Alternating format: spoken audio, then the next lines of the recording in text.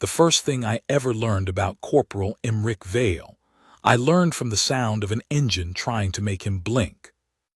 I was 17 that summer, apprenticed to the farrier who shod the ceremonial horses at the Eastgate barracks, and I had spent the morning holding a bad-tempered gray gelding while old Ferris trimmed its hooves. So I was already out on the cobbles of the processional way when the motorcycle came down it the wrong direction, against the flow of the barriers, and stopped a hand's width from the toe of the guard's boot. The rider revved it not once. He held the throttle and let it climb and fall, so the whole gorge of the street filled with that ragged, snarling roar, and the pigeons went up off the gilded railings in a gray panic, and the tourists behind the rope stopped filming the palace and started filming this instead. He wanted the guard to flinch. That was the entire purpose of the noise.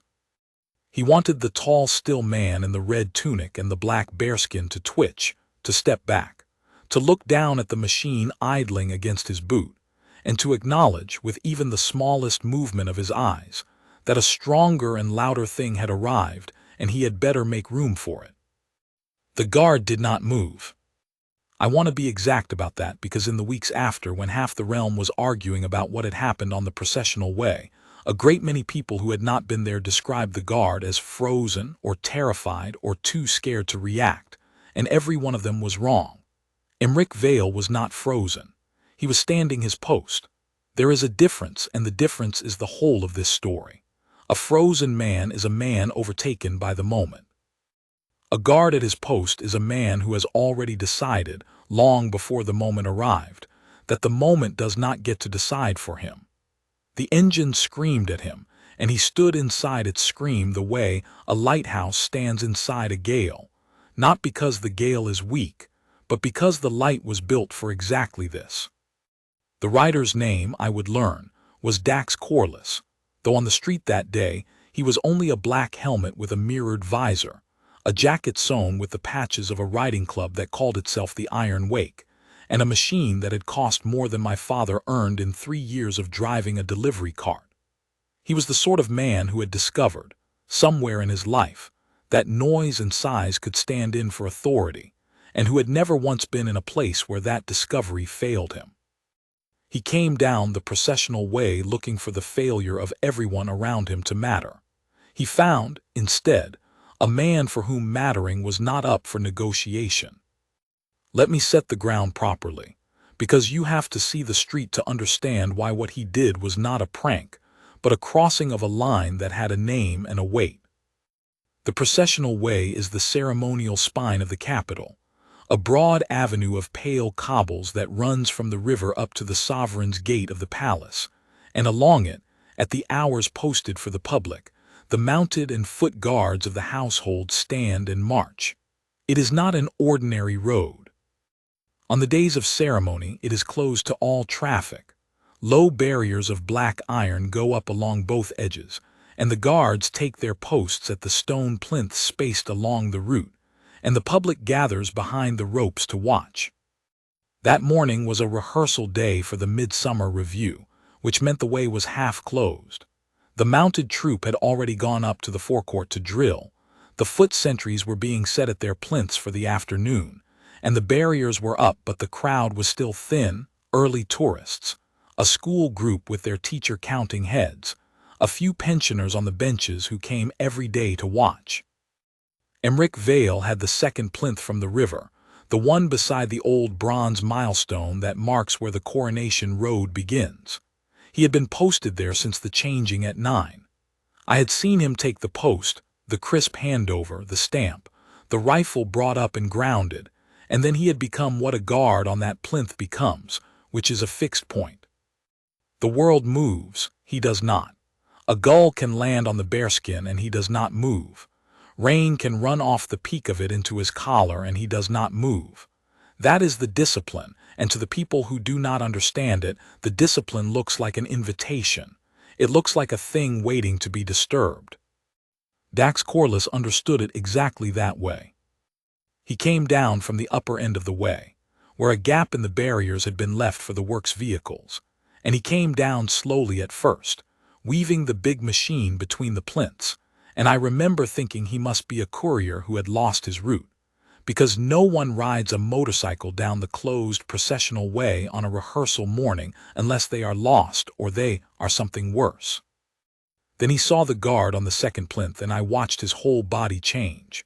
He sat up, he rolled the throttle, and he aimed the machine deliberately at the still red figure by the milestone and brought it down the last stretch of cobble in a low, snarling run, and stopped it with real skill.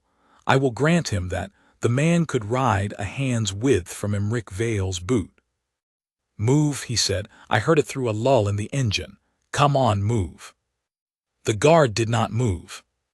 Corliss revved it again, and the sound went up the fronts of the buildings and came back doubled, and a woman in the school group put her hands over a small boy's ears, and the teacher started shepherding them back toward the river end, away from the noise. The pensioners on the benches sat up.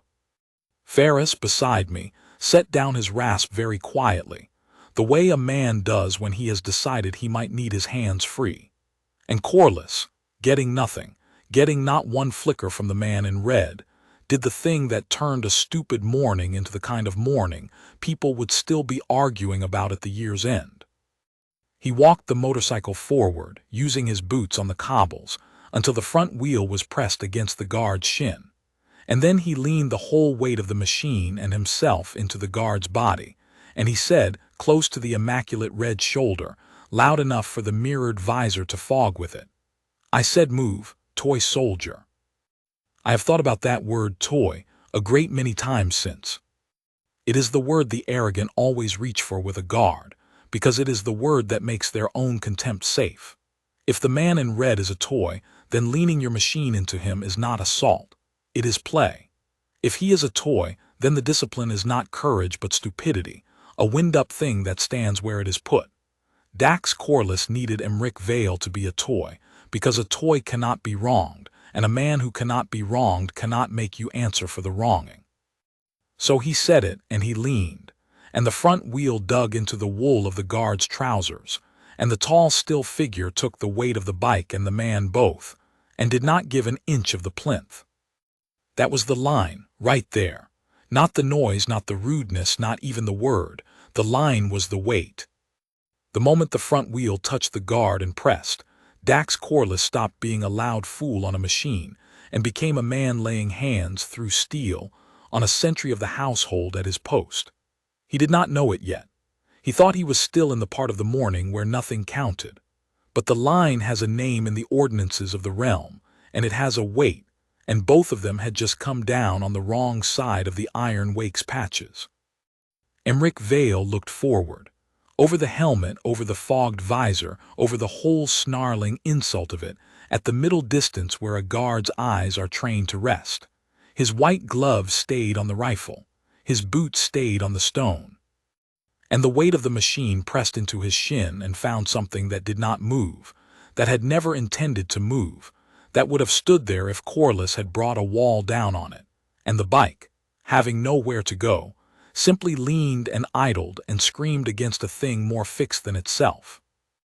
I did not know, watching, that the whole affair would be decided not by muscle, but by the very carelessness Corliss was so proud of.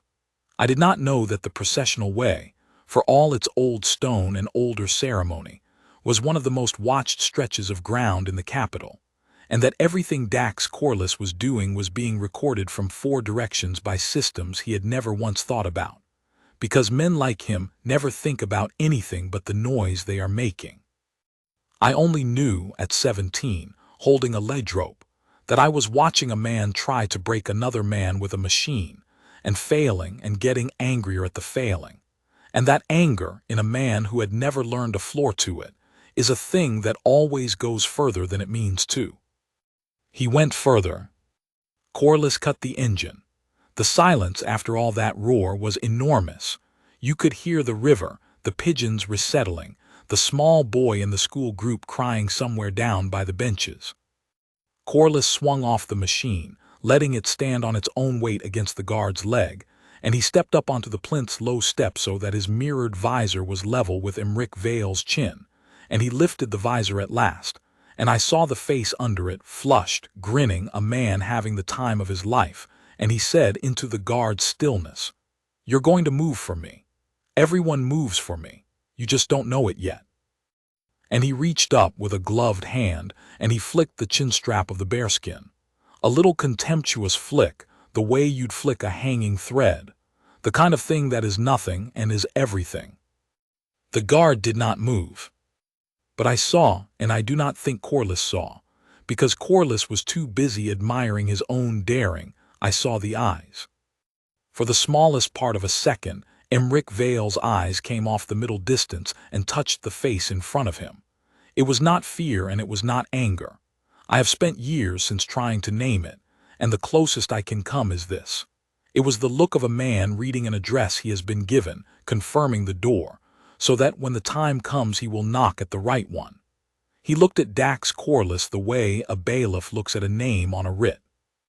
Then his eyes went back to the middle distance, and the discipline closed over the moment like water over a stone, and Corliss, seeing nothing, laughed and turned to the crowd behind the ropes with his arms spread, as if to say, "See, nothing. He's nothing." He should have watched the eyes.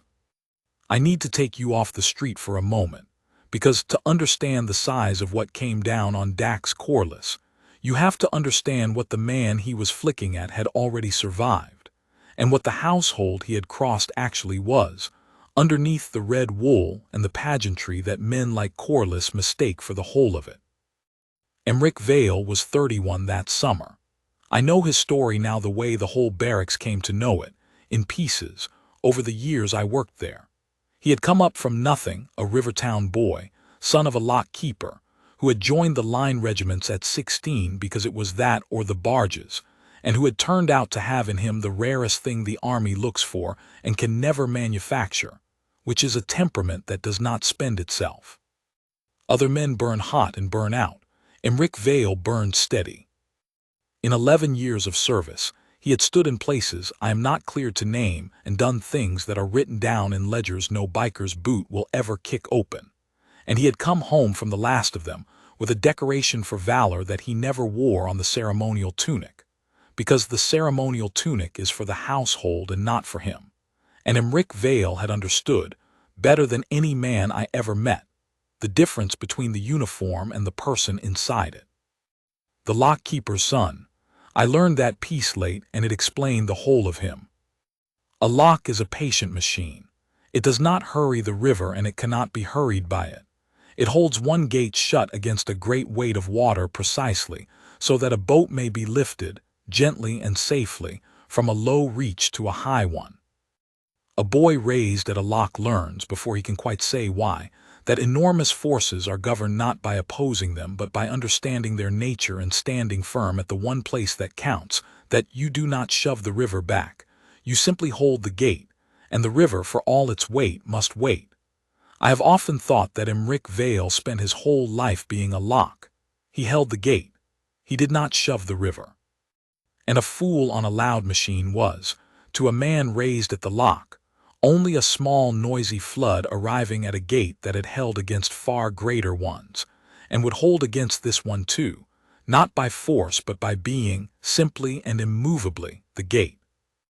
There was a story about him from before the household that the older guards told, in the low way men tell the things they honor.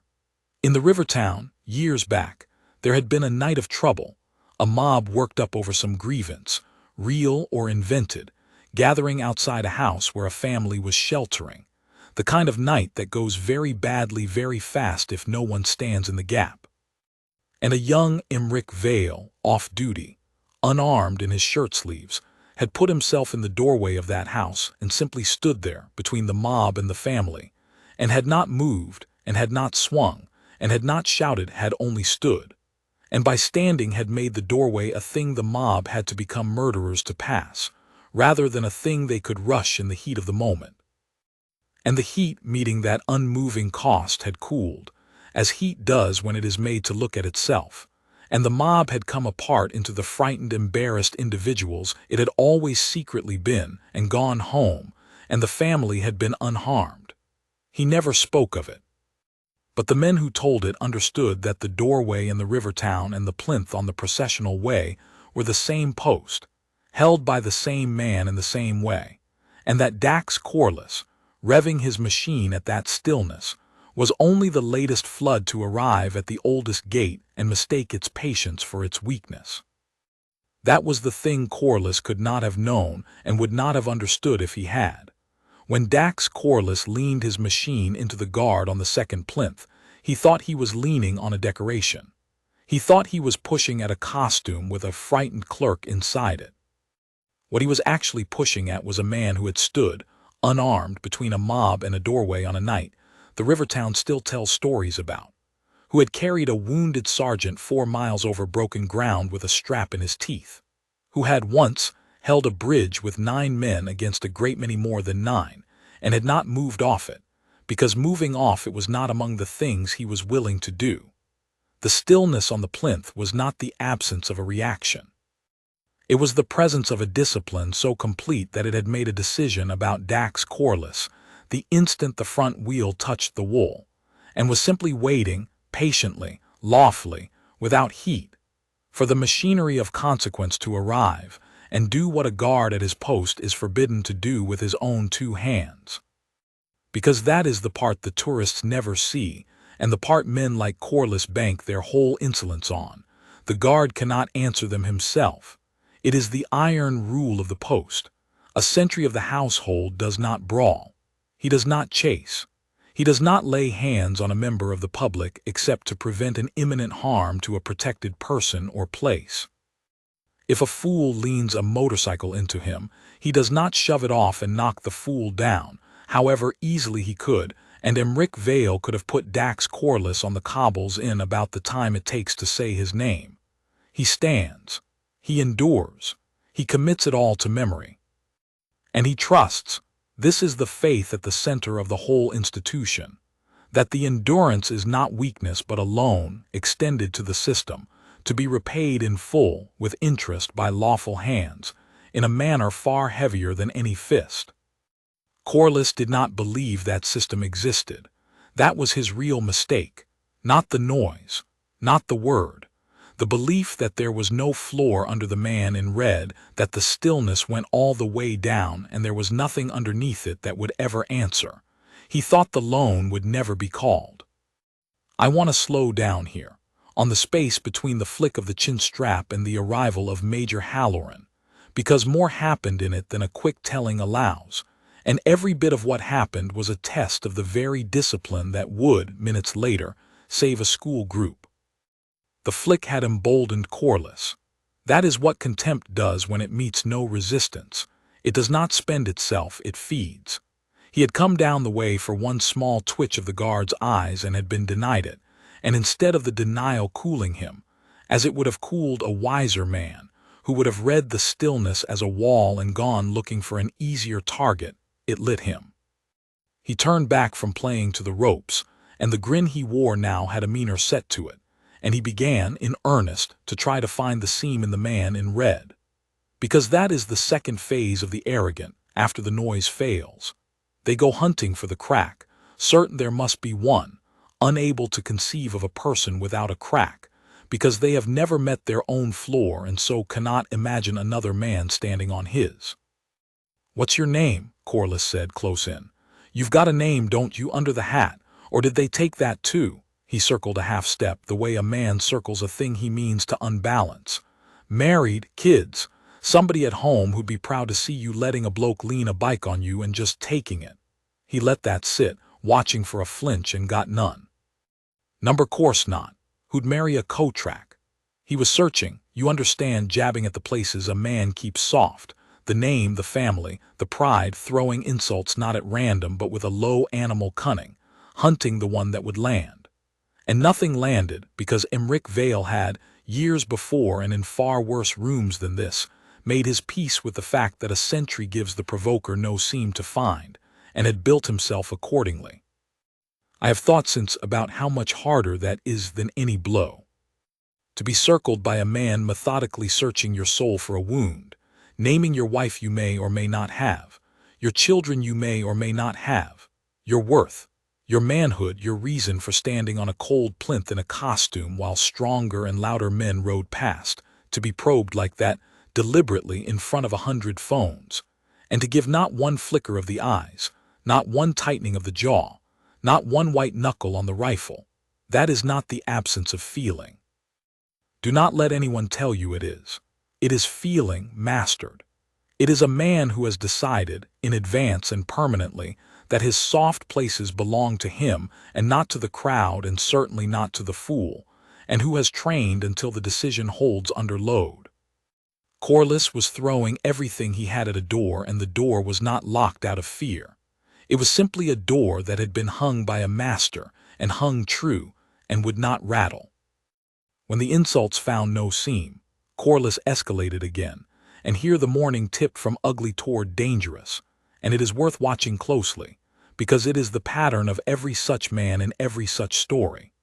Denied the small satisfaction, he reaches for a larger transgression, and each larger transgression, met with the same stillness, drives him to a larger one still, until he transgresses past the point of any return without ever once noticing the line he crossed.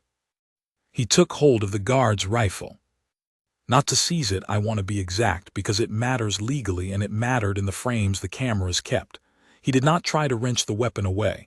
Even Corliss was not quite that far gone. He put his gloved hand on the barrel over the guard's white-gloved hands, and he pushed down on it, testing, grinning, saying, "This real, bet it's not even loaded. Bet it's a prop. Whole thing's a prop, isn't it, mate? You, the hat, the gun, all of it. A show for the tourists." And he pushed on the barrel, and the guard's arms held it exactly where a grounded rifle is held, unmoving, and Corliss laughed at that too, and let go, and wiped his glove on his jeans as if he'd touched something distasteful. That was the moment Ferris beside me said very low, "He's going to hurt somebody, that one. Not meaning to. That's the sort that hurts somebody not meaning to." And I have never forgotten it, because Ferris was right, and because it named the exact quality of Dax Corliss that made him not merely obnoxious but a genuine danger. He had no brakes. A man with brakes, denied his twitch, cools and leaves. A man without them heats and climbs and keeps climbing past insult, past the rifle, past every warning the stillness was silently giving him, all the way up to the one act, the machine brought live in a penned corridor, that could not be endured, only stopped. The whole tragedy of Corliss, if a man like that can be said to have a tragedy, is that the guard's discipline, which he read as an invitation, was in fact the last and most patient warning he would ever be given, and he could not read it, and so he rode straight through it. And I should tell you what the crowd was doing through all of this, because the crowd is a character in this story too, and its slow turn is part of the shape of the thing. When Corliss first arrived, there had been that reflexive lift of the phones, a loud man, a spectacle content. But the mood on the ropes did not stay there. It curdled. I watched it curdle. As the noise went on, as the insults got meaner and the pushing got worse, the crowd stopped filming a show and started witnessing a wrong, and the difference showed in their faces and in the sounds they made. The delighted ooh of a spectacle became the low, uneasy murmur of decent people watching cruelty and not knowing their part in it. A man near me, a big fellow, a laborer by his hands, had gone quite still and quite red, and I could see him wanting to climb the rope, and I could see him doing the arithmetic that stops most decent men, which is, if I go over that rope I make it worse, I make it a brawl, I give the fool exactly the fight he wants. And so he stayed, fists working, and hated it, and that hatred, multiplied across 100 people on the ropes, was its own kind of pressure building in the street, a civic anger with nowhere to go, waiting, like the guard, for something lawful to arrive and act on its behalf. That is the thing about the discipline of the household that I did not understand until that morning and have prized ever since. The guard's stillness was not only holding him. It was holding the crowd . Every second Emric Vale did not react was a second the laborer at the rope did not go over it, a second the morning did not become a mob, A second, the whole ugly energy of the street stayed penned and lawful instead of spilling into the kind of violence that has no camera-proof shape and no clean verdict at the end. A guard who brawls does not only fail himself, he unpins everyone. He tells the crowd that this is a place where fists decide, and the crowd, given that permission, will use it. Emric Vale, by refusing to be moved, was quietly instructing 100 angry strangers to also hold, to also wait, to also trust. And they did. And the morning stayed a matter that 4 cameras and a convoy and a card could resolve, instead of a riot that nothing could. So when Major Halloran finally came down the way, he was not walking into a simple face-off between a fool and a sentry. He was walking into a street wound tight, an emboldened man climbing toward real danger, a crowd of decent people trembling on the edge of the rope, a school group huddling toward the river, and a single red figure holding the whole strung apparatus in place by the sole means of not moving. Halloran read all of it in the length of the way a master reads a room from the door, and everything he did from that point, the words he chose, the exits he had already sealed, the patience he spent was calibrated not to the fool in front of him, but to the whole taut street around him. That is why he did not simply have Corliss dragged off, which would have been faster and which the crowd, in its anger, would have cheered. A drag-off is a scuffle, and a scuffle is a seam, and a seam is exactly what a man like Corliss and a club like the Iron Wake feed on afterward. Halloran wanted no seam. He wanted the fool to hang himself, on camera, on the record, past all argument, and so he gave him room and words and rope, and let Dax Corliss do to his own case precisely what he had spent the whole morning failing to do to the guard: find the crack and drive straight through it. He thought the loan would never be called. He was, at that moment, being filmed by 4 cameras, logged by 2 automatic barrier systems that had already flagged an unauthorized vehicle on a restricted ceremonial way, and watched, though none of us knew it yet, from a first-floor window of the gatehouse office by the one man in the capital least inclined to let the loan go unrepaid. But I am ahead of myself. Back to the plinth and the flick of the chinstrap and Dax Corliss playing to the ropes. The crowd was not with him. I want that on the record too, because in the days after, the Iron Wake put it about that the people were laughing along. And the people were not laughing along. The tourists had gone quiet and wary, the way a crowd goes when it senses it is watching a wrong rather than a show. The teacher had her school group backed all the way to the river now, a little clutch of held hands. The pensioners on the benches were on their feet. Ferris had his rasp in his hand again, not to use, just to hold. And a murmur had started along the ropes, not a cheer, a low, unhappy murmur, the sound of decent people who do not know what to do and wish someone would. Someone did. He came down the way from the upper gap, walking, unhurried, and I did not recognize him at first because he was in the plain dark day uniform of a household officer with no plume and no spectacle about it, just the quiet insignia at the collar that I was too far and too young to read. He was perhaps 40, spare and gray at the temples, and he walked the way Emric Vale stood, as if the ground had been consulted in advance and had agreed to be exactly where his boots expected it. 2 foot guards fell in behind him from the plinths as he passed, without a word said, the way iron filings turned to a magnet, and I remember the small cold thrill of understanding, even at 17, that a thing had just changed shape, that the loose stupid morning had acquired an authority, and the authority was walking straight at Dax Corliss with no more expression than a closing door. Corliss saw him coming and grinned wider, because to a man like Corliss another uniform is just another toy soldier, a bigger one, more fun to topple. "Here's the manager," he said to the ropes, delighted. Somebody called the manager. The officer stopped a pace from the motorcycle. He looked at it, the front wheel still pressed into Emric Vale's shin, the machine standing on the guard's endurance, and then he looked at Corliss, and he said, in a voice pitched to carry no farther than it needed to, "Take your vehicle off my sentry." Your sentry, Corliss laughed. That what he is, bit of a statue, isn't he? Doesn't do much. He is doing, the officer said, a great deal. He is refraining, take your vehicle off him. I have replayed that exchange more times than I can count, because it contains, in about a dozen words, the entire difference between the two worlds that had collided on the cobbles that morning. Corliss heard asterisk he doesn't do much and thought he had scored a point.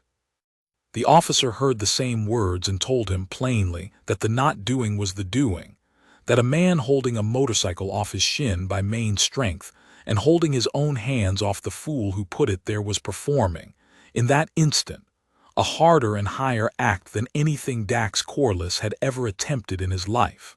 And Corliss did not understand it, could not. It was a language he had never been taught, because the whole of his advancement in the world had come from being the loudest object in every room, and here at last was a room where loud was the weakest thing you could be. He did the only thing his life had prepared him to do. He got louder. Or what? He came down off the plinth step and squared up to the officer, and he was bigger than the officer, a head taller and a good deal heavier, and he used it the way he used everything. Or what, Grandad, you going to make me, you and the wind-up doll?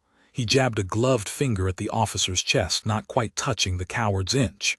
I go where I want. I ride where I want. This is a road, isn't it? I'm on a road. You want to tell me I can't be on a road? You get the actual law down here because you... The finger swung to include Emric Vale, the ropes, the whole red-end stone apparatus of the household. You lot are a costume. You're a photo op. You don't get to tell me anything. The officer let him finish. That was the thing I noticed most, watching. He let the whole tirade run out, patiently, the way you let a kettle finish screaming before you take it off the heat. And when Corliss had spent himself and stood there breathing, the officer said, quite gently, "You're quite right that I should get the actual law down here." He half turned, and one of the 2-foot guards behind him already had a hand up to his ear, murmuring into something, because the call had, in fact, gone out several minutes before, the instant an unauthorized vehicle crossed the barrier line, and a camera saw a man lean a machine into a sentry. "But before it arrives," the officer went on, turning back, "I want to be sure you understand what you've done, because I don't think you do, and I would be doing you a discourtesy to let you find out from someone less patient than I am. You rode a vehicle down a closed ceremonial route. That is a summary matter, a fine, a caution, foolish but small. Then you leaned that vehicle against a sentry of the household at his post, and you pressed it into his person, and you struck at his uniform with your hand." He nodded at the chinstrap Corliss had flicked. "That is not small. That is an assault on a member of the household guard in the execution of his duty, and the fact that he did not so much as blink while you did it does not make it less. It makes it worse, because it means every part of it was witnessed by a man trained to witness, and recorded by 4 cameras that do not blink either, and there is not, in all of it, one ambiguous frame." Corliss's grin had gone a little fixed. "You'll say," the officer continued, unhurried, "that you were only playing, that it was a laugh, that he's just a doll and you were only having a bit of fun with the doll, and you may even believe it. But the ordinance does not ask what you believed, it asks what you did. And what you did, in front of 4 cameras and 100 witnesses and the man himself, was lay hands and machine on a sentry of the crown at his post on the Coronation Road. I have watched a great many men do a great many stupid things on this street, and I tell you as a professional courtesy, this is one of the more expensive ones." "You're bluffing," Corliss said, but the delight had drained out of it. "It's a bike on a road. Nobody's." "Take your vehicle off my sentry," the officer said for the 3rd time, and this time there was iron in it, "and stand where you are, and do not touch it again, because everything you do from this moment is also being recorded, and you have already given the cameras quite enough." And here is where Dax Corliss made his last and worst decision of the morning, the one that turned an expensive mistake into a ruinous one, and it came, as these things always do, straight out of the thing that had brought him down the way in the first place. He could not bear to be told. He grabbed the motorcycle by the bars and hauled it upright off the guard's shin, and then, instead of walking it away, he swung his leg over it, thumbed the starter and brought the engine back to its snarl, and I understood with a lurch what he meant to do. He meant to leave, not walk away chastened. Leave. Ride off down the closed processional way, past the officer, past the ropes, past the whole apparatus that had presumed to tell him no, and make of his leaving one more act of contempt, the machines roar his last word, the sight of his back the insult he'd leave hanging in the air. In his mind, I am sure, it was a triumph. The manager had come down and Dax Corliss had simply ridden away from him, untouchable, the noise trailing behind like a banner. He did not see the two things that made it not a triumph. He did not see that the upper gap in the barriers, the works gap, the one he'd come in through, had in the last few minutes been closed. A maintenance lorry had been backed across it to unload barrier sections for the afternoon, filling the whole width of it, and there was no longer any way out at the top of the way. There was no way out at the bottom either, where the river ran and the ropes and the crowd stood. Dax Corliss was about to gun a motorcycle down a stone corridor with a wall of lorry at one end and a wall of people at the other, and no exit, and the only clear ground in front of him was the ground where the officer and the guards stood. And he did not see the third thing, which was Emric Vale. Because the instant Corliss thumbed that starter, the instant a vehicle came live again on a closed route with a crowd penned at one end of it, the calculus changed, and it changed into the one thing that could, at last, lawfully move the man on the plinth. Not the insult, not the noise, not the flick of the strap. None of that had been enough to unfix Emric Vale from his post, because none of it had been a harm to anyone but himself, and a guard endures a harm to himself. But a motorcycle live and about to run in a stone corridor with a school group and pensioners and tourists at the closed river end, that was not a harm to the guard. That was an imminent harm to the people, and the very same ordinance that forbade Emric Vale to shove the machine off his shin for his own sake commanded him, absolutely, to prevent it running toward theirs. The loan came due, and it was Emric Vale himself the system called on to collect the first payment. He came off the plinth. I had never seen him move before that morning. I had only ever seen him stand, and I was not prepared for the speed of it, the economy, the total absence of hurry inside the total absence of delay. There was no run-up, no wind-up, no telegraph. One instant he was a fixed red point by the milestone, and the next he had crossed the yard of cobbles between the plinth and the motorcycle, and his gloved hands were on the machine, not on Corliss, on the machine, one at the bars and one low at the frame, and he did the thing a man who has handled heavy, dangerous, willful animals his whole life knows how to do to a thing that is trying to bolt. He took its balance away. He did not fight the engine. You cannot fight an engine. That is what Corliss never understood about strength, that the loudest force is the easiest to unbalance because it is all pushing in one direction. Emric Vale simply turned the front wheel hard over and dropped the machine's weight sideways, off its line, so that all Corliss's revving power spent itself against the ground instead of down the corridor, and the bike heeled and stalled and went down onto its crash bars on the cobbles with a grind and a clatter, and Corliss went down with it, not thrown, not struck, just spilled, the way a man spills when the thing beneath him ceases to be a thing he is riding and becomes a thing that is falling. He hit the cobbles on his shoulder and his pride, and the engine coughed and died, and the enormous stupid roar that had filled the whole gorge of the street was, all at once, simply gone. I have turned that movement over in my mind 10,000 times, because it was the whole argument of the morning compressed into 2 seconds, and it argued the opposite of everything Dax Corliss believed. Corliss believed in force, in more of it, in louder, in bigger, in pushing harder than the thing in front of you. And the man who stopped him used almost none. He did not overpower the motorcycle. A motorcycle at full throttle cannot be overpowered by a man, and Emric Vale, who understood machines and animals both, did not try. He read where the force was going, all of it forward down the corridor, toward the crowd, and he simply took away the one thing the force could not supply for itself, which was balance, and let the machine's own violence throw it down. It was the aikido of a man who has spent his life handling half-ton animals that outweigh him 20 times over and has learned, in his bones, that you never win by being stronger than the thing. You win by understanding it better than it understands itself. Corliss had brought a great deal of force to the Coronation Road. Emric Vale had brought understanding. And understanding put the force on the ground in 2 seconds without a blow, which is a lesson the loud never learn and the disciplined never forget. And the crowd, I have to tell you what the crowd did, because it is the sound I remember most from the whole morning, more than the engine, more than the shouting.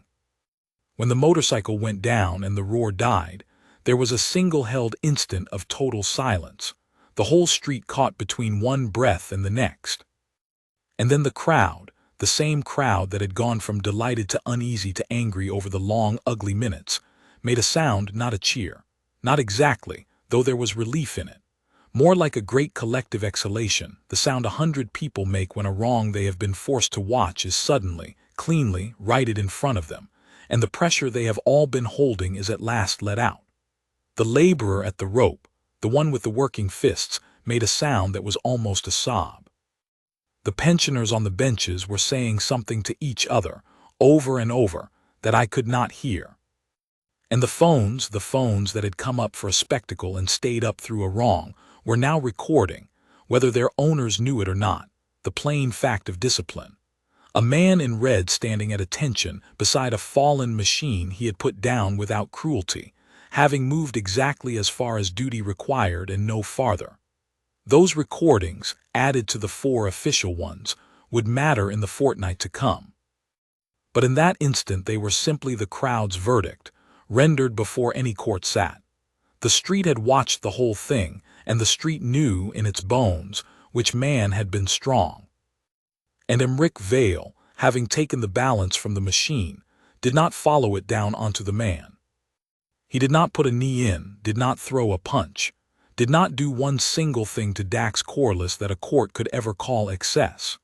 He straightened, stepped back one clean pace from the fallen bike and its fallen rider, brought his boots together, and stood, hands empty, breath even, eyes forward, exactly as if he had never left the plinth at all.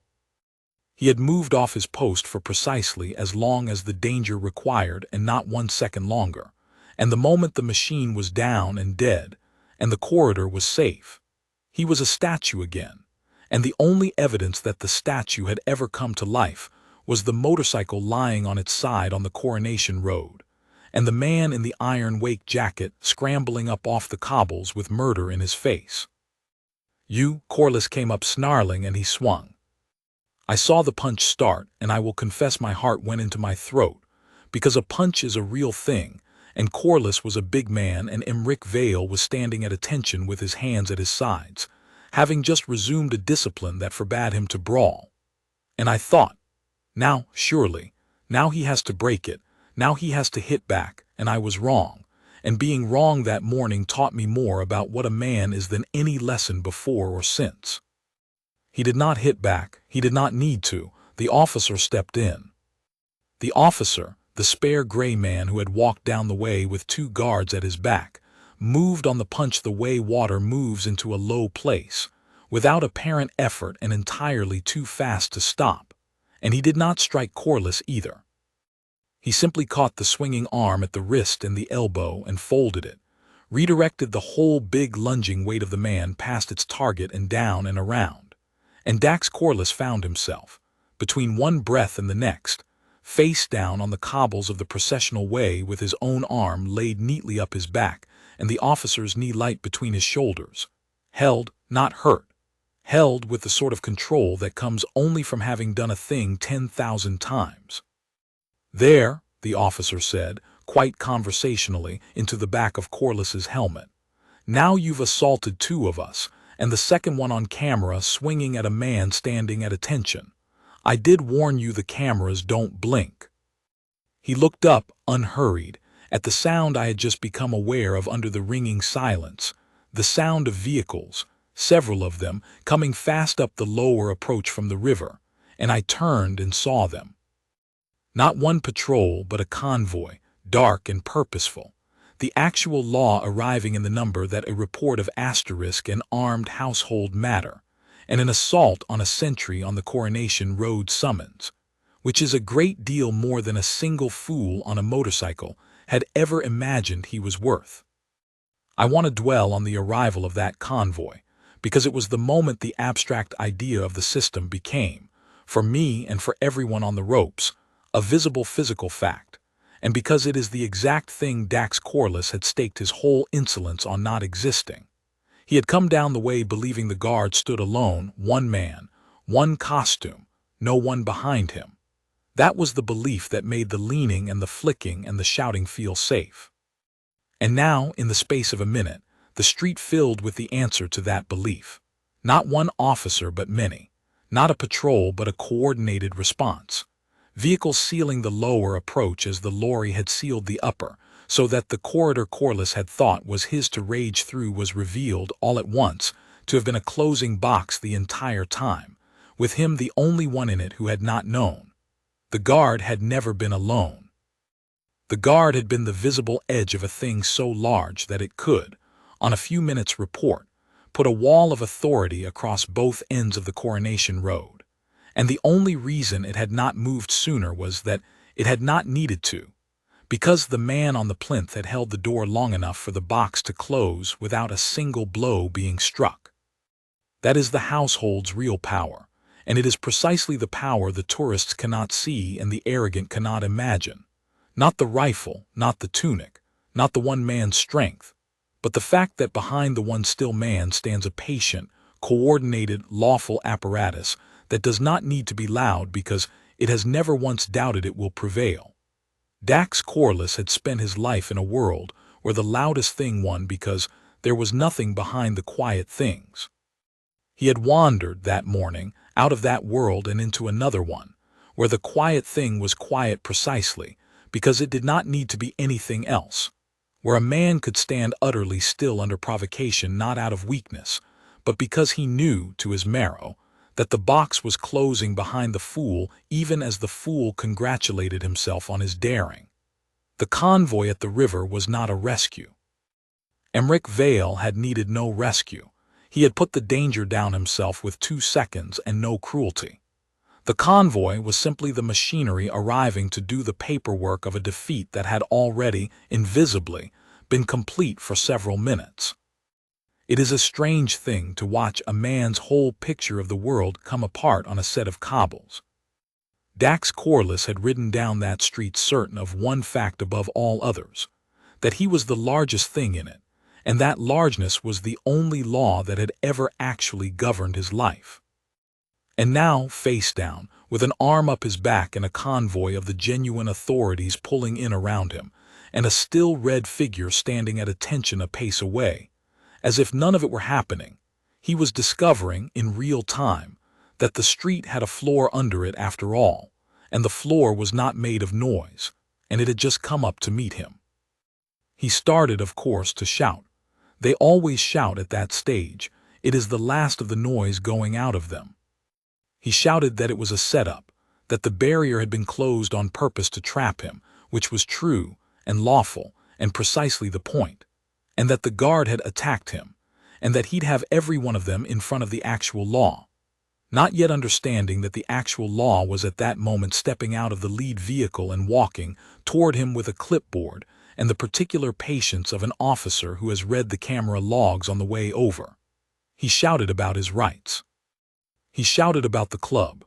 He shouted that the Iron Wake would have something to say, as if a patch sewn on a jacket were a writ, as if the noise had any denomination at all in the place he had now arrived. Nobody hit him, nobody shouted back. That was the thing that undid him more than any blow could have, the total, courteous, machine-like calm of it all. The officer eased off his back the moment the arriving officers had a hand on him, stood, straightened his plain dark tunic, and stepped away to give his account. And the whole grinding humiliation of Dax Corliss proceeded from there not as a fight, but as a procedure, which is the most humbling thing that can happen to a man who has staked his entire self on being too loud to be processed. They stood him up. They read to him, from a card, the several things he was now held for, and the list was longer than he had bargained for by an order of magnitude, because he had thought he was in trouble for riding a bike on a closed road, and he was in fact in trouble for a chain of things each heavier than the last. Entering a restricted ceremonial way with a vehicle, and refusing lawful instruction to remove it, and assaulting a sentry of the household in the execution of his duty, and endangering the public by operating that vehicle in a penned space. And then, the one that made the watching pensioners actually gasp, assaulting a household officer on camera with a closed fist. And there was more, though we did not learn it until later, and it is the part of the story that turned Dax Corliss from a fool who had a very bad morning into a man whose whole scaffold came down at once. Because when they ran his name, when the machinery he had never once thought about did the small, quiet thing it does with every name it processes, it came back lit up. The motorcycle was not, it transpired, entirely his to be riding. There was a matter outstanding on it, a debt and a dispute, and a flag on the plate that meant it should not have been on any road at all, let alone the Coronation Road. And Dax Corliss himself came back with a caution already standing against his name from a previous business.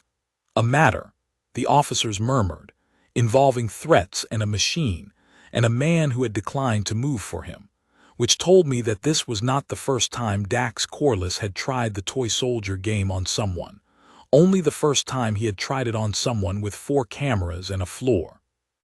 The lone Emric Vale had extended the endurance, the not reacting, the whole enormous discipline of standing still while a fool leaned a machine into his shin, was repaid to him that morning in full and with interest, and not one coin of it came out of his own hands. That is the thing I have never gotten over in all the years since.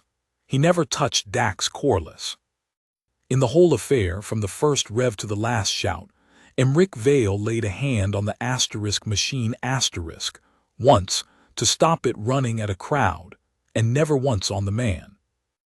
Everything that came down on Dax Corliss, the fall, the fold, the convoy, the card, the flag on the plate, the caution that was already there, came down through lawful channels and camera lenses, and the quiet machinery of consequence, exactly as the faith at the center of the whole institution promises it will, if only the man on the plinth can be still enough, long enough to let it.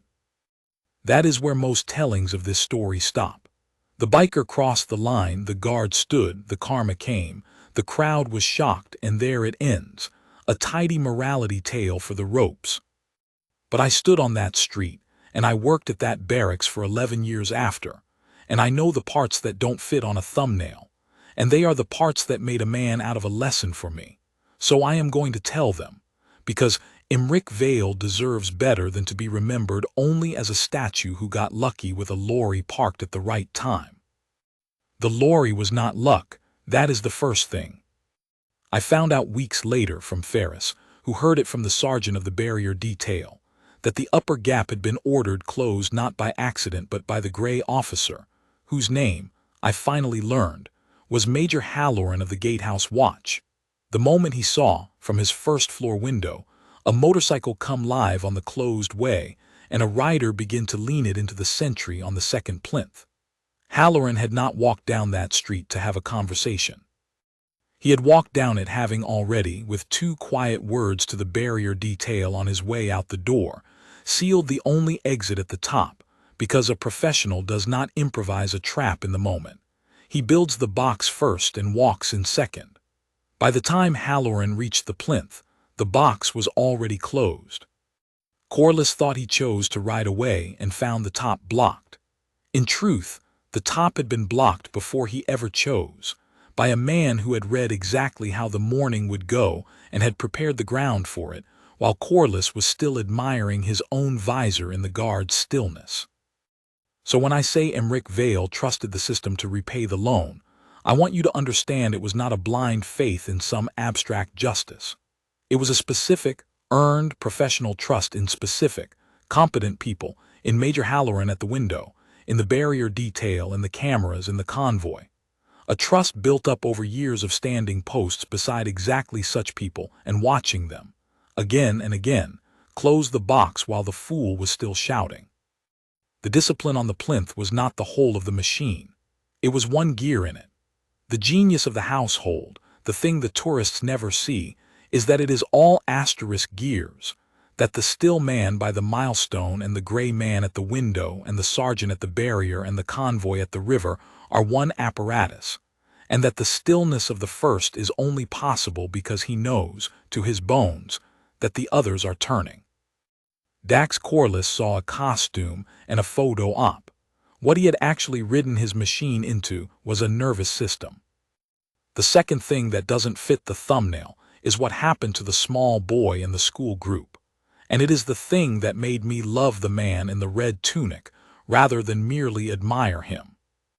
When it was over, when Corliss had been walked to a vehicle still shouting, when the motorcycle had been righted and rolled away by two officers, when the convoy had begun the slow business of unwinding itself, and the ropes had started to breathe again, the school group was still huddled down by the river end, and the small boy whose ears the teacher had covered was crying. Not a little. Really crying, the deep shaking kind, the kind a child cries when the world has been, for a few minutes, far too loud and far too frightening, and no one had had a spare hand for him because every adult had been watching the men. He was maybe 6. He had dropped a little wooden horse, a painted toy, when the noise started, and it had rolled out under the rope onto the cobbles of the way, and now he could not go and get it because the way was full of officers and lorries and the terrible energy of the aftermath. And so he stood at the rope and cried for his horse and could not reach it, and no one had noticed. Emric Vale noticed. He was back at his post by then. He had resumed the plinth the instant the danger passed, and stood there through the whole arrest as if it were happening on another street entirely, eyes forward, hands on the rifle. The discipline closed over him again like water. By every rule of the post he should have stayed exactly there. The wrong had been righted, the public was safe, the procedure was proceeding. There was nothing left that lawfully required a sentry to move, and a great deal of ceremony that required him not to. A guard does not leave his post to fetch a toy. He left his post to fetch the toy. I watched him do it, and I did not at first understand what I was seeing, because it was such a small motion after such a large morning. He grounded his rifle. He stepped off the plinth, the second time in 1 hour that a statue came to life, and this time not for a danger but for a crying child's dropped horse, and he crossed the cobbles, unhurried, tall and immaculate and entirely out of place among the officers and the lorries, and he bent, with that same total economy I'd seen when he took the machine down, and he picked up the little painted horse from the Coronation Road, and he carried it to the rope. And he went down the red tunic, the bearskin, the medals, the whole disciplined apparatus of him, went down onto one knee on the cobbles in front of a crying 6-year-old, so that his eyes were level with the boy's eyes, and he held out the horse on his white-gloved palm, and he said something. I was too far to hear it. But I saw the boy stop crying. I saw the small hand come out and take the horse, and I saw the boy look at the enormous man kneeling in front of him, and I saw the guard, very slightly. I would have missed it if I had not spent the whole morning learning to read his stillness. I saw the guard smile. Then he stood and returned to his post, and grounded his rifle, and was a statue again, and the whole thing had taken perhaps 90 seconds, and I have thought about it every day of my life since. Because here is what those 90 seconds told me, that the 90 loud minutes before them had not. Dax Corliss had spent the morning insisting that Emric Vale was a machine, a wind-up thing, a doll, a costume with nothing inside it, and he had staked everything on it, and he had been wrong in a way that cost him his morning and a great deal more. But the proof that he was wrong was not the moment the guard took his motorcycle down. A machine could do that. Strength and skill are not the same as a soul. The proof that Emric Vale was not a machine was the horse. A machine does not kneel for a crying child. A doll does not notice the one small grief in the corner of a large, loud catastrophe and leave its post, at the exact and only moment when leaving is not commanded but chosen, to mend it. The stillness Corliss had mistaken for emptiness was not empty at all. It was full to the brim with a discipline whose entire purpose was to make sure that when the moment came to move, the man could choose what to move for. And Emric Vale, given the whole free range of that choice, chose the horse. That is the difference between the guard and the biker, and it is the whole of it. Dax Corliss's strength existed to make other people small.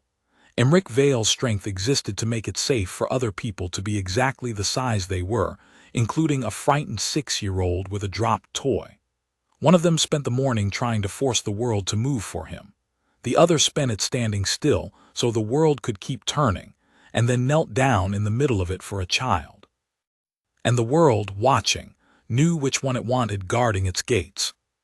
Now, I have told you the shape of the morning and the two things that don't fit the thumbnail, and if this were a shorter story I would stop here with the horse on the smile. But there is more, and it matters, because the morning on the processional way was not the end of Dax Corliss's collision with the household. It was only the first day of it, and what came after taught the deeper lesson, the one about what humbling actually is and whether it ever actually takes. Let me tell you what happened to Dax Corliss after they walked him to the vehicle, because the crowd on the way never saw it, and because it is the part that turns the tidy morality tale into something truer and harder. He did not at first humble. That is the thing people get wrong about karma. They imagine it works on the soul, that the fall teaches the man, that Dax Corliss lay face down on the Coronation Road and rose up changed. He did not. A man does not unbuild in an hour the whole edifice he has spent a life constructing, and the edifice of Dax Corliss was built entirely on the proposition that he was owed the world's deference, and that anyone who withheld it was to be broken. Face down on the cobbles, arm up his back, he was not learning. He was recalculating. He was already, even then, assembling the story he would tell, the setup, the trap, the attack. The costumed thugs who had ganged up on an ordinary man riding an ordinary road. And he told that story loudly and often in the days that followed, to anyone who would listen.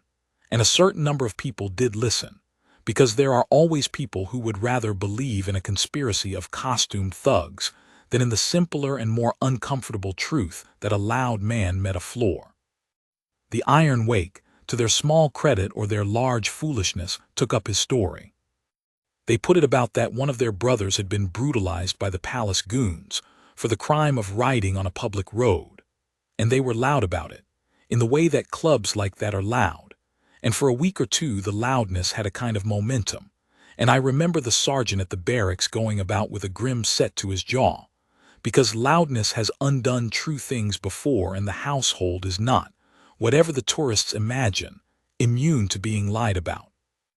I lived through that fortnight, and I will not pretend it was comfortable, because it was the part where the tidy morality tale wobbled, and a young person watching learns more from the wobble than from any triumph. For a while, a real while, days that felt long, it genuinely looked as if Dax Corliss might win. Not the case. The case was never in doubt to anyone who had seen the cameras, but the story, the account of what had happened, out in the loud world where most people would only ever hear it and never see it, that looked, for a fortnight, as if it might go to the man with the louder mouth and the bigger club, and that is a specific kind of injustice that gnaws at you worse than a lost verdict, because it means the truth can be true and still be shouted under. The Iron Wake were organized about it in a way that surprised me. They rode in a body past the barracks, not onto the way, they were not that foolish, but along the public roads around it, 40 or 50 machines in a slow, contemptuous rumble, so that the whole quarter shook with it for an hour and every window rattled, and every horse in the yard laid its ears flat and stamped. They meant it as a message. We are many, we are loud, and your one still man is nothing against us. They put Corliss's face and his grievance about, in the ways such things are put about, and they found, as the aggrieved always find, an audience of the half-angry and the fully bored, people primed to believe that a costumed guard must be a bully because he stands for an old order they resent, people who took. He didn't even react while a bloke leaned a bike on him. Then he threw the bloke down, and heard only the throwing down and never the leaning, because the leaning was quiet and the throwing down was dramatic. And a lazy ear always keeps the drama and drops the cause.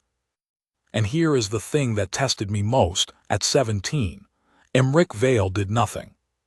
Through the whole fortnight of it, the rumbling rides, the loud grievance, the momentum that seemed to be building the wrong way, he stood his posts and cleaned his kit and said not one word in his own defense to anyone ever. I could not bear it.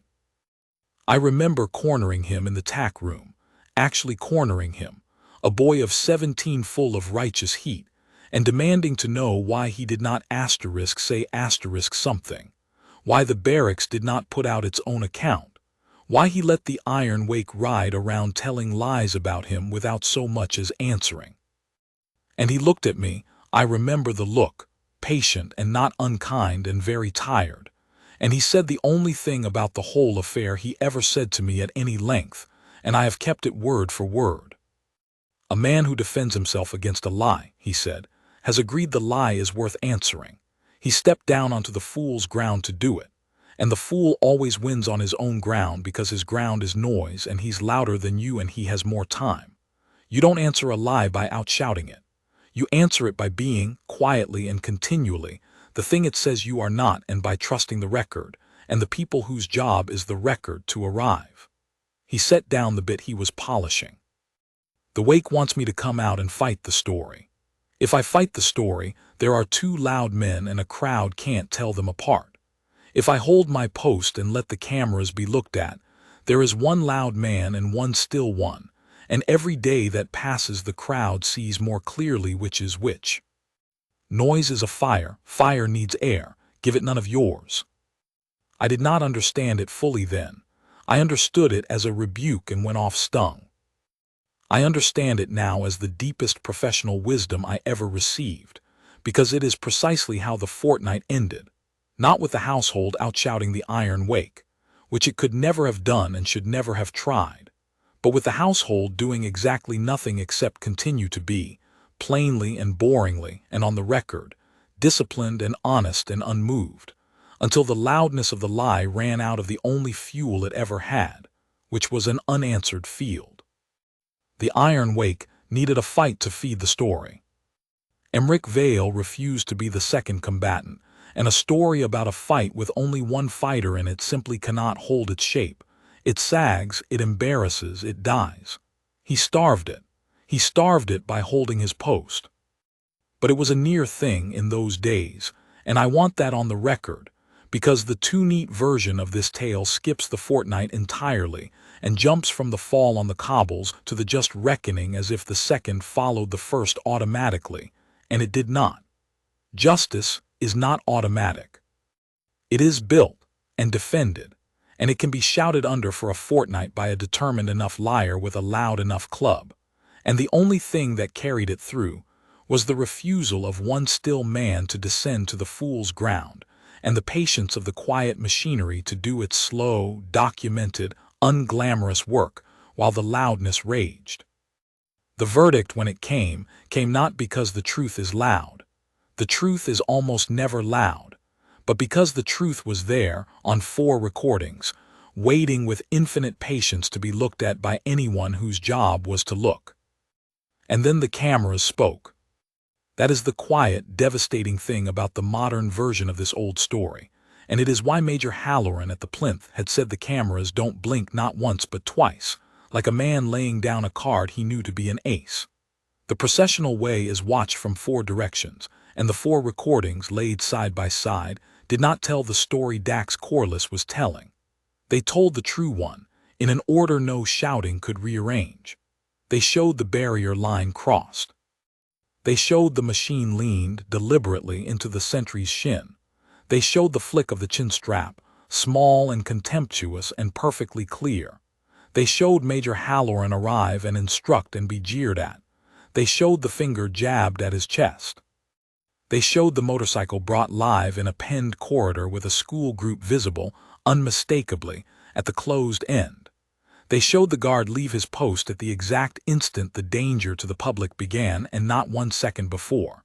They showed him take the machine down, the machine, never the man. They showed Corliss rise and swing. They showed the fold and the hold controlled, no strike thrown. And then the frames the iron wake never once mentioned in all their loudness. They showed a tall red figure kneel on the cobbles and hand a small child a wooden horse. You cannot shout down 4 cameras. You can shout, and Corliss did, and the iron wake did, but the shouting is a sound and the cameras are a record, and in any place where records are consulted, a courtroom, an inquiry, the slow, careful rooms where the actual law does its actual work, the record wins, because it does not get tired and it does not get angry and it does not need anyone to believe it. It simply is what happened. And what happened, laid out frame by frame, was so entirely one-sided, so completely a portrait of one man's escalating assault upon another man's absolute restraint, that the story of the brutalized brother did not survive contact with it. It came apart the way all such stories come apart, not with a bang but with a slow, embarrassed quiet, as one by one the people who had been repeating it saw the recordings and stopped. I did get to see one part of the slow, careful rooms, and I will tell it, because it was the part that showed me what the household actually is when the pageantry is stripped off, and because it was the day I decided the barracks was where I wanted to spend my life. There was a hearing, not a grand public trial. The several matters against Corliss moved through different rooms at different speeds, but a hearing at which the events on the way were formally examined, and at which Emric Vale, as the sentry involved, was required to give his account. The sergeant let me carry Vale's kit and wait outside, and through a door left ajar for the heat I heard a good deal of it, and it undid every expectation I had brought. I had expected Emric Vale to be vindicated with drama, to describe the outrage of it, the insult, the danger, to have the room gasp at what he had endured. That is not what happened. What happened was that a plain man in plain dress answered plain questions plainly, and the plainness of it was more devastating than any drama could have been. They asked him what Corliss had said, and he told them flatly, word for word, including the words about a wife and children he might not have, and the word Kotrak, and the word * toy soldier, reciting the whole vicious inventory in a level voice with no more heat than a man reading a shipping manifest, and the very levelness of it made the room go quiet, because everyone in it understood, hearing those words in that voice, exactly how much it had cost to stand still inside them, and exactly how completely the man reciting them had refused to let them cost him anything at all. They asked him why he had not removed the motorcycle from his person when it was first leaned against him. And he explained patiently, as if teaching a class the rule of the post, that a sentry endures a harm to himself and does not lay hands on a member of the public except to prevent an imminent harm to a protected person or place, that a machine leaned against his own shin was a harm to himself, which he was bound to endure, and that he had therefore endured it, and committed it to memory, and waited for lawful assistance, exactly as he was trained and required to do. They asked him at what point that had changed, and he said, at the point the vehicle was brought live in a penned corridor with members of the public, including a school party at the closed end, because that was no longer a harm to himself but an imminent harm to others, which he was not permitted to endure but required to prevent with the least force that would answer. They asked him whether he could have prevented it with more force, whether he could, for instance, have struck the rider, and he said simply, yes, it was not necessary. I took the balance from the machine. That was sufficient. More would have been excess, and excess is also a failure of the post.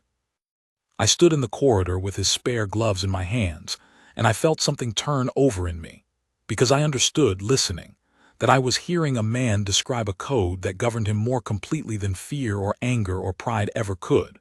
A code that had answers for every second of that morning worked out in advance, so that when the loud chaos came, he did not have to decide anything in the heat of it. He had only to execute decisions made long before, in the cold, by a disciplined mind. About exactly what a sentry endures and exactly when a sentry moves and exactly how much force is enough and not 1 ounce more. That is what the stillness had been, not emptiness. A code, fully loaded, waiting.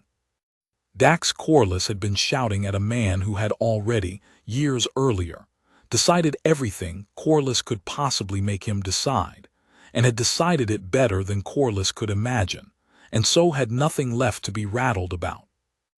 And Major Halloran spoke too, and his part showed me the other half of the machine, the half that plans the box while the sentry holds the door.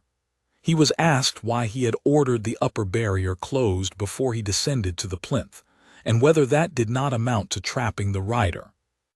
And he answered, unhurried, that an unauthorized live vehicle on a closed ceremonial way with a penned crowd is, by definition, a hazard to be contained, and that containment is not a trap but a duty.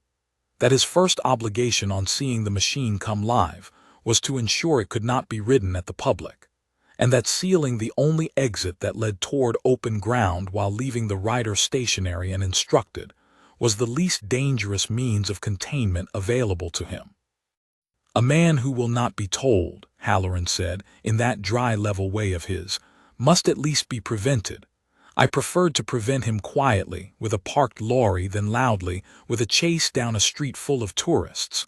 The lorry harmed no one. A chase might have harmed everyone. And the room, hearing it, understood that the parked lorry had not been a piece of luck at all but a piece of competence, that the whole apparently effortless resolution of that violent morning had been, underneath, the product of 2 disciplined men doing 2 halves of one trained thing, one holding the door with his body, while the other closed the box with his foresight, and neither of them ever raising his voice. That was the day I understood what I wanted. Not the red tunic is the least of it, though the tourists think it is the whole.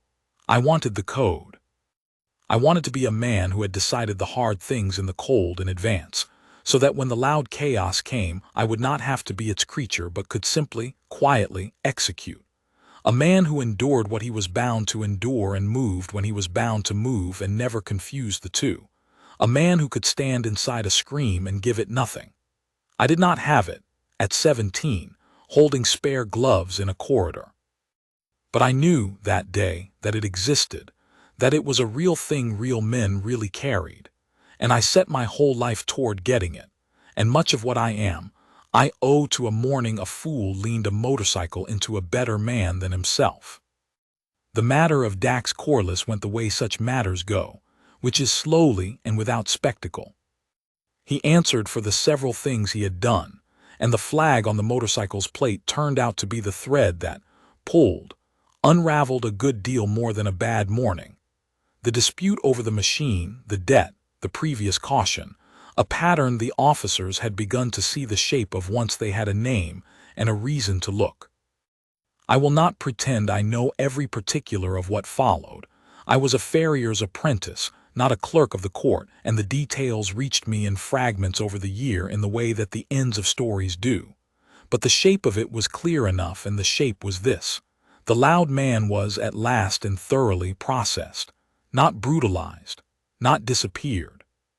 Processed, weighed, recorded, answered, and required by lawful and unhurried hands to reckon with the sum of what he had done, which is, I have come to think, the only humbling that actually holds, not a beating which a man like Corliss would have worn as a grievance for the rest of his life, but a reckoning, patient and documented and impossible to shout down, that leaves him no story to tell but the true one.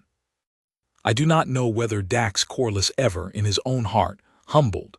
That is between him and whatever floor he eventually found. But I know that his account of himself, the loud man, the untouchable, the one the world moves for, did not survive the Coronation Road, and I have come to think that is the more important thing, because a man's account of himself is the engine of all his harm, and when the account fails, the harm loses its fuel, whether or not the heart ever softens. Emric Vale, for his part, said almost nothing about any of it, then or ever.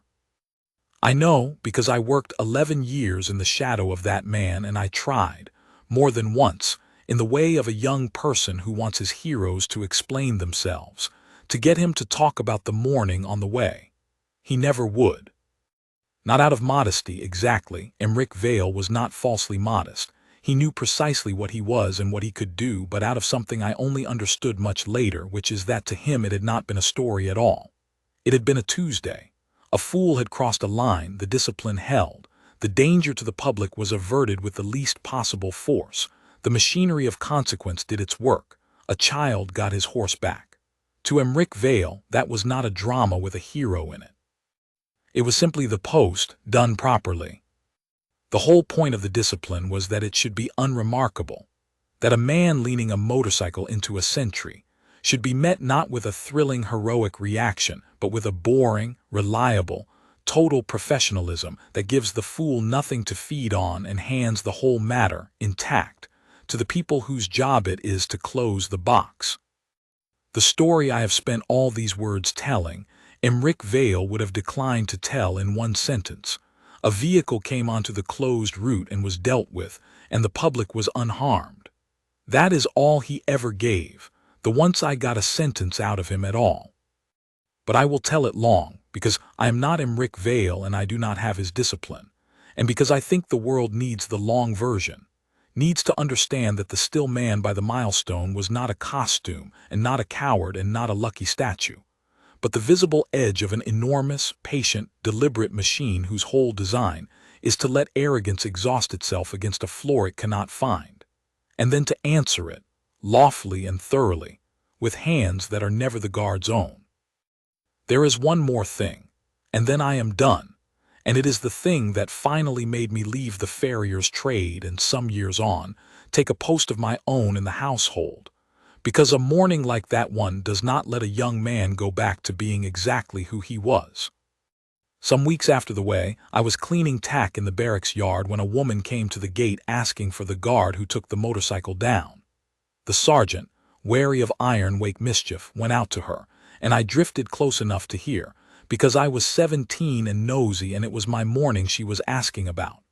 She was the teacher, the one from the school group, the one who had backed her charges to the river and covered the small boy's ears. She had brought something.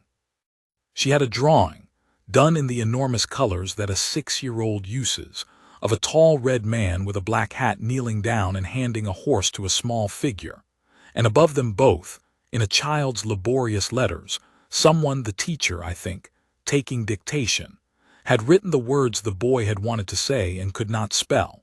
Thank you for my horse and for being brave when it was loud. The sergeant took it in to Emric Vale. I do not know what Vale said. I was not in the room. But I know that for the rest of the years I worked there, that drawing hung in his quarters, the only decoration on an otherwise bare wall, not his valor citation, which stayed in a drawer, not any medal, not any commendation from the affair on the way, of which there were, quietly, a few. Just the drawing. A red man, a black hat, a horse, and a child's certainty that the important thing that had happened on the Coronation Road was not that a loud man fell, but that a still man had been brave when it was loud and had knelt. I have carried that certainty ever since. It is, I think, the truest verdict anyone rendered on the whole affair, and it came from the one witness too young to be fooled by any of it, too young to be impressed by the motorcycle's noise, too young to be intimidated by the iron wake's patches, too young to mistake stillness for weakness or size for strength. The child saw straight to the center of it. There had been, on that street, a great deal of loudness, and the loudness had wanted very badly to be the story. And it was not the story was the quiet. The story was the man who did not move when he was mocked and moved instantly when a child was endangered, who laid a hand on a machine and never on a man, who trusted the box to close and it closed, and who, when it was all over and no rule required it, knelt on the Coronation Road to give a small boy back his horse. Dax Corliss had asked the whole street a question, over and over in the loudest voice he owned. Who's going to make me? And the answer, when it came, was not a fist and not a shout and not another loud man bigger than him.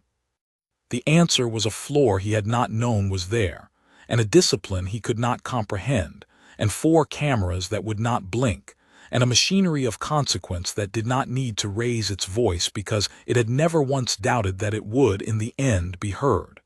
The biker crossed the line. The guard stood.